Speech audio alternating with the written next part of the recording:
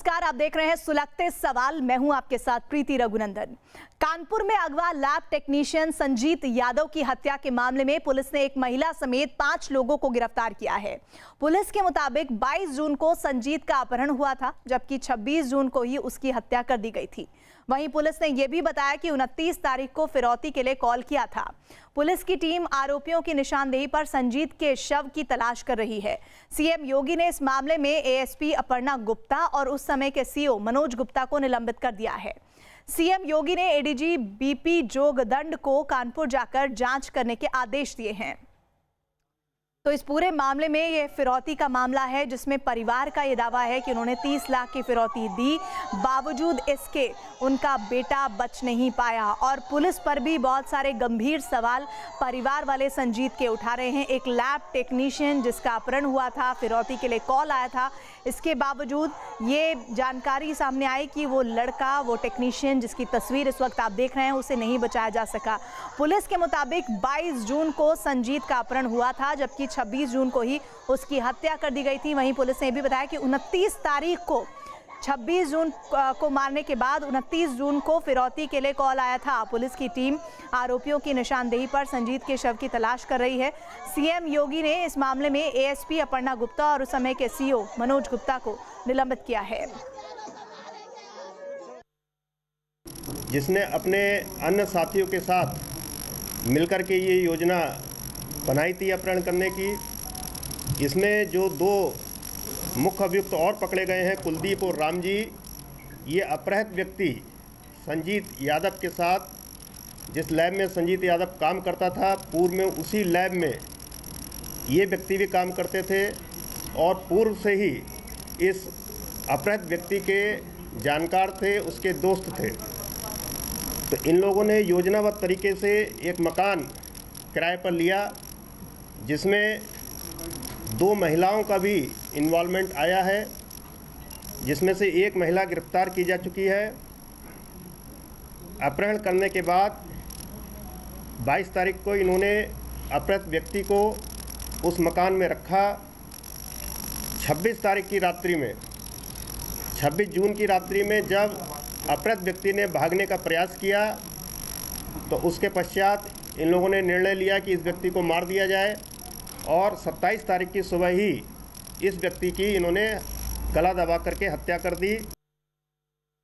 हाँ, बता रहा था मेरे पास 2 ट्रक है, मेरे पास और 2 कारें हैं और मेरा खुद का सट्टाबाजी चलता है। अच्छा। फोन में 50-60 हज़ार इसे कमा लेते हैं, तो हमें ड्यूटी करने की कोई जरूरत नहीं रहती। अच्छा, कैसे उसने तुम पैसे के लालच में आ गए, पैसा बहुत इसलिए उसको मारा। इस मामले में फिरौती पर पुलिस और परिवार आमने सामने है। पुलिस के मुताबिक आरोपियों ने गुनाह कबूल कर लिया है, लेकिन फिरौती मिलने की बात नहीं मानी है। लेकिन परिवार अपने बयान पर टिका है और संजीत की मां का कहना है कि बैग में पैसे थे और 30 लाख रुपए की फिरौती दी गई थी। परिजनों का ये कहना था कि उन्होंने 30 लाख रुपए वो बैग में रखा था, जिस बैग में एक मोबाइल भी रखा था।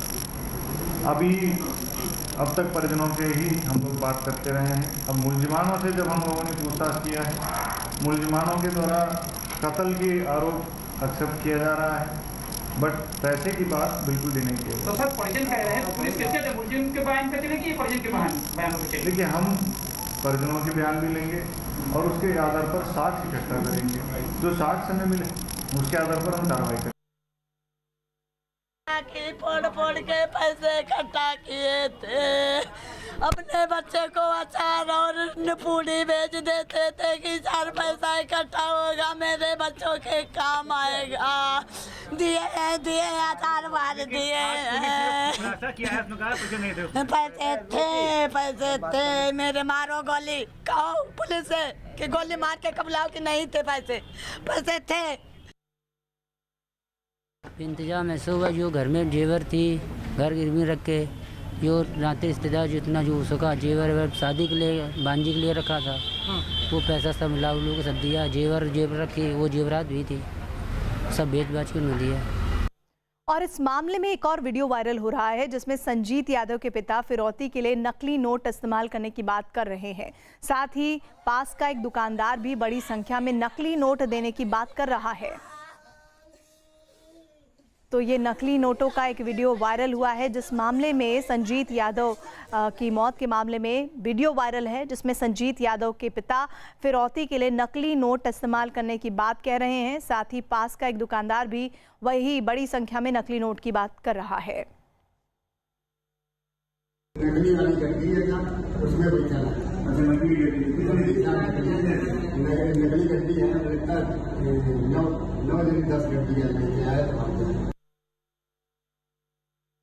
को चाहिए वो 10-12 गड्डियाँ।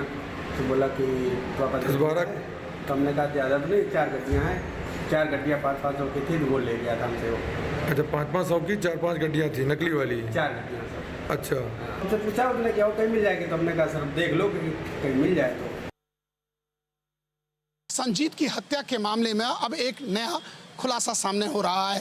न्यूज़ 18 ख्यात वो वीडियो लगा है जिसमें मृतक संजीत के पिता चमन ये बात कह रहे हैं कि नकली नोटों की 9 से 10 बंडल दुकानदार के यहाँ से लिए गए, यानी वो नकली नोट थे जो 500 के दिए गए थे बैग में भर के। यानी जिन बातों पर शंका थी कि वो नए नोट हैं कि नकली नोट हैं कि असली नोट हैं, उस पर कहीं ना कहीं मृतक के पिता ने साफ तौर पर ये मोहर लगाई कि और ये नोट हम लोगों ने 9 दुकानदार से बर्रा के लिए थे। वहीं एक पूछताछ में बर्रा के दुकानदार ने यह बताया कि उससे 30 से 35 वर्ष का युवक 4 से 5 बंडल लेके गया है। यानी कहीं ना कहीं पैसे के इस वीडियो की अब पुलिस जांच में जुटी है कि आखिर इसकी वास्तविकता थी क्या।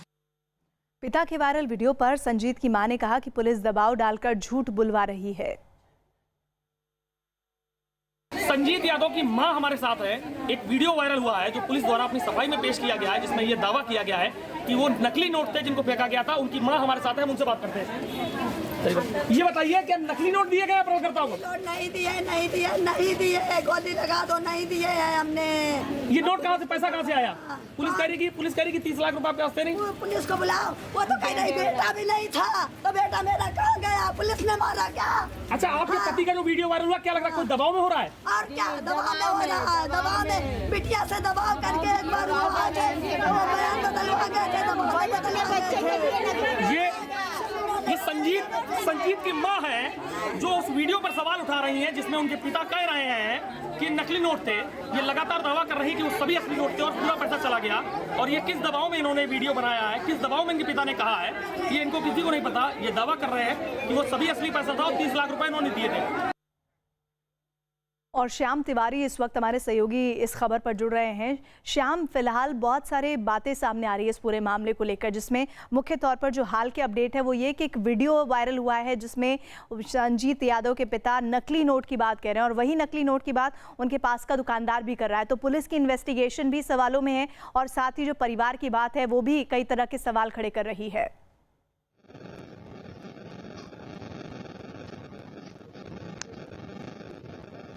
जी बिल्कुल, जिस तरीके से ये वाकया पेश आया और 13 जुलाई को जब बैग फेंका गया और अपहरणकर्ता बैग लेकर के फरार हो गए, उसके बाद से ही पुलिस लगातार कह रही है कि उस बैग में कोई भी रुपया नहीं था।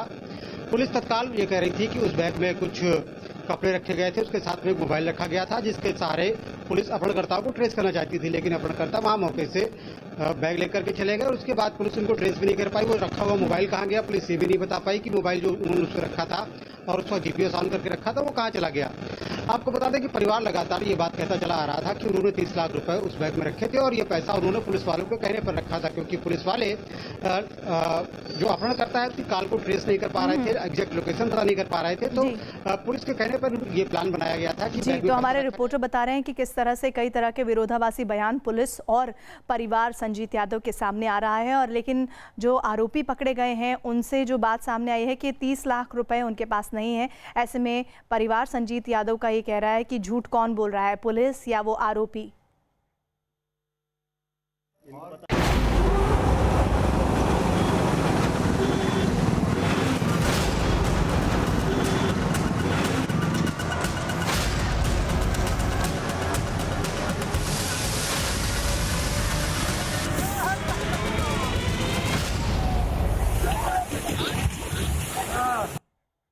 बिहार से लेकर असम तक बाढ़ की वजह से कोहराम मचा है। आसमान से बरस रही आफत ने आधे हिंदुस्तान में कोहराम मचा दिया है। असम में तो भारी बारिश की वजह से आई बाढ़ सारे रिकॉर्ड तोड़ती दिख रही है। वहीं बिहार के भी 10 जिले बाढ़ की चपेट में हैं। दिन गुजरने के साथ ही बाढ़ के हालात और ज़्यादा खतरनाक होते जा रहे हैं। 6 तस्वीरें आपको दिखा रहे हैं। ज़मीन का कटाव हो रहा है। ये तस्वीर बिहार के किशनगंज की है। भागलपुर में कैसे स्कूल नदी में समा गया है। सेल्फी ने किस तरह से लड़कियों को मुश्किल में डाल दिया। तेज़ लहरों के बीच वो फंस गईं, पुलिस को पहुंचना पड़ा। ये तस्वीर मध्य प्रदेश के छिंदवाड़ा की है। असम की तस्वीरें, घर के घर डूब गए हैं। इस वक्त 24 जिलों में बाढ़ के हालात हैं। झारखंड के जमशेदपुर में सड़कों पर लबालब पानी है, आफत बन गई है। वहीं दूसरी तरफ सीहोर मध्य प्रदेश की तस्वीरें, जहां बाइक को पकड़कर एक शख्स बचाने की कोशिश कर रहा है कि कहीं वो बाइक बह ना जाए। बिहार में बाढ़ के बीच भागलपुर से दिल दहलाने वाली तस्वीरें सामने आई हैं। वहां कोसी नदी का बढ़ता जलस्तर और तेज बहाव लोगों के लिए मुसीबत बना हुआ है। नदी के उफान पर आने और लगातार हो रहे कटाव की वजह से किनारे पर बने एक स्कूल की इमारत पानी में समा गई है, जिसका एक वीडियो सामने आया है। स्कूल की इमारत पानी के तेज बहाव को झेल नहीं पाई और पलक झपकते ही वो नदी में समा गई। पहले तो वो धीरे धीरे नदी की ओर झुकी और फिर टूटकर उसके अंदर ही चली गई। कोरोना संकट की वजह से स्कूल लंबे समय से बंद था, इसलिए उसके टूटने से जानमाल का नुकसान नहीं हुआ है। 2 तस्वीर आपको हम दिखा रहे हैं भागलपुर की, कैसे इमारत जमींदोज हो रही है। पूरी तरह से जो मिट्टी है पानी की वजह से वो दरक रही है और ये धीरे धीरे दरकते हुए पूरी की पूरी इमारत ही पानी में चली जा रही है। नेपाल में भारी बारिश की वजह से बिहार के मुजफ्फरपुर ज़िले से गुजरने वाली बागमती और गंडक नदी खतरे के निशान से ऊपर बहने लगी हैं, जिसकी वजह से कई गांव बाढ़ की चपेट में आ चुके हैं। बाढ़ के पानी के साथ ही एक डॉल्फिन भी बहकर गांव में पहुंच गई है, जिसे देखकर लोगों में खुशी है और लोग ये सोच रहे हैं कि जैसे देखिए कि डॉल्फिन यहाँ जो दूर दूर तक नहीं दिखती है इस इलाके में, वो कैसे बाढ़ के पानी के आगे बेबस हो गई है। और वहीं दूसरी तरफ लोग भी परेशान हैं इस बाढ़ की वजह से। बिहार के मुजफ्फरपुर में बागमती नदी उफान पर है, जिसकी वजह से हालात बेकाबू हैं। गांव में 4 फीट तक पानी भर गया है, जिसकी वजह से लोग ऊंची जगहों की ओर जाने को मजबूर हैं। ऐसे में बाढ़ के पानी के साथ बहकर आ रहे सांप और जहरीले जानवरों ने लोगों को दहशत में डाल दिया है। मुजफ्फरपुर में बागमती नदी उफान पर है और बरुआरी गांव में बाढ़ से हालात बिगड़ने लगे हैं।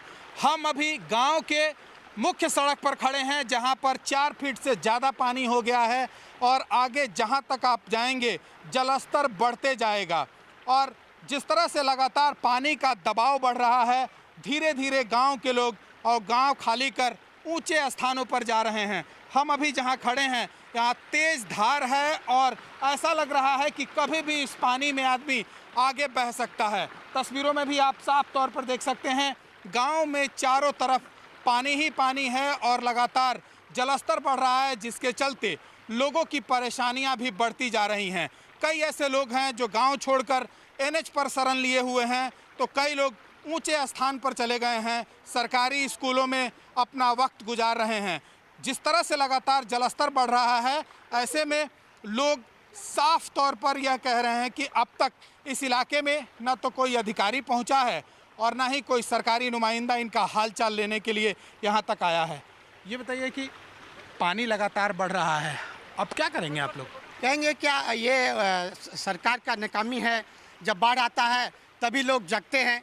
यही समस्या अगर हम पहले देखें, अभी यहाँ रिंग बांध बनने वाला है, जो तेहवाड़ा यहाँ से 3 किलोमीटर पीछे तक बन के आया है, लेकिन लोकल राजनीति के कारण लोग रोटी सेकते हैं और इसको विभाजित बना के रखे हैं और हम लोग प्रत्येक वर्ष इस तरह से त्रासदी में। बड़ी खबर आ रही है जयपुर से। अशोक गहलोत के समर्थन वाले विधायक राजभवन में अनिश्चितकालीन धरने पर बैठ गए हैं। धरने के लिए राजभवन में टेंट का सामान भी मंगवाया गया है। बताया जा रहा है कि कांग्रेस विधायकों का धरना रात में भी जारी रह सकता है। सीएम अशोक गहलोत और प्रदेश प्रभारी अविनाश पांडे भी विधायकों के साथ धरने पर बैठे हैं।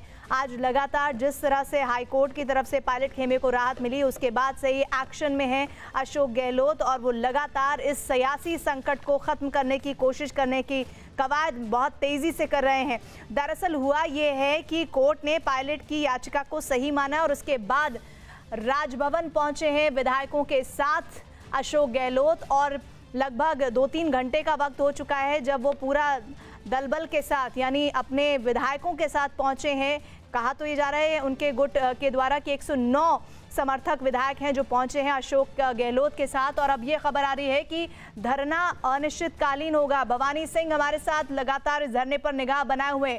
भवानी, इसी बात की आशंका थी।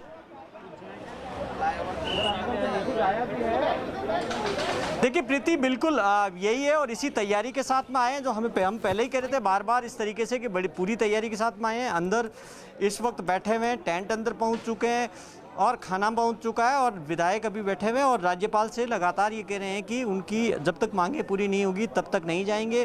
3 बड़ी मांगों पर जो 3 तरह की राज्यपाल की ओर से कहा गया था, पहले कि कोरोना की वजह से अभी चीज़ें मुमकिन नहीं है, फिर दूसरा उनकी तरफ से कहा गया कि जब मामला सुप्रीम कोर्ट में चल रहा है तो अभी इस वक्त जल्दबाजी करना ठीक नहीं है, और तीसरा क्योंकि शॉर्ट टर्म के अंदर नोटिस इस वक्त में कम अवधि के नोटिस में असेंबली नहीं बुलाई जा सकती। हालांकि राज्यपाल ने कहा कि मैं आपकी मांगों पर परीक्षण करा रहा हूं। पहले मैं एक प्रीति आपको तस्वीरें दिखा देता हूं। मुख्यमंत्री अशोक गहलोत पहुंचने वाले हैं, तैयारियां शुरू हो रही है प्रेस कॉन्फ्रेंस की, इस वक्त आने वाले हैं। आप देखिए कि इस वक्त की तैयारी हो रही है कि अशोक गहलोत अभी आने वाले हैं और वो प्रेस को संबोधित करेंगे।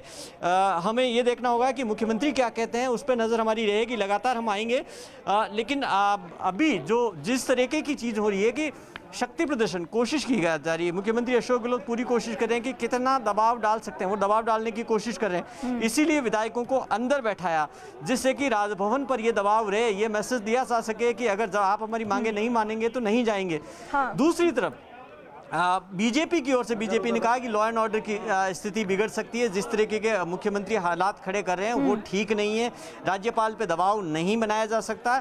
गवर्नर ने अभी जब नारेबाजी की थी तो गवर्नर खुद बाहर आए, उन्होंने विधायकों से कहा और डांट भी लगाई कि आप नारेबाजी क्यों कर रहे हैं, आप गवर्नर हाउस के अंदर बैठे हुए हैं, आपको परमिशन दी गई अंदर आने की, आपको बात करने की परमिशन दी गई, फिर भी आप नारेबाजी कर रहे हैं, ये ठीक नहीं है।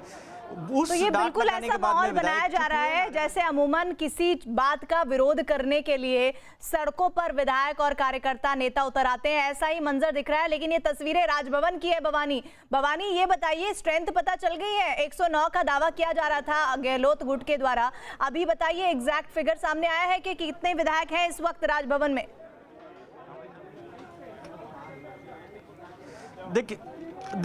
देखिए हमारी नज़र में 99 से 100 के बीच में है, इतनी ही संख्या है, इससे ज़्यादा संख्या है नहीं। क्योंकि अभी ऑलरेडी जब हम गणित पे जाते हैं ना तो गणित के हिसाब से 109 तो पॉसिबल ही नहीं है। इतने ही विधायक हैं। एक विधायक आज ही बीमार हो गया, वो अस्पताल में भर्ती है, एक पहले से अस्पताल में भर्ती है, कांग्रेस के स्पीकर है सीपी जोशी, 3 सीधे माइनस हो जाते हैं, निर्दलीय भी 10 ही है। तो ये टोटल गणित मिलाते हैं तो ये अप्रोक्सीमेटली 99 पाता, 100 भी पूरे नहीं हो पाते हैं। तो अगर कितनी भी कोशिश कर ली जाए तो 100 से ऊपर मुश्किल है। जी प्रीति।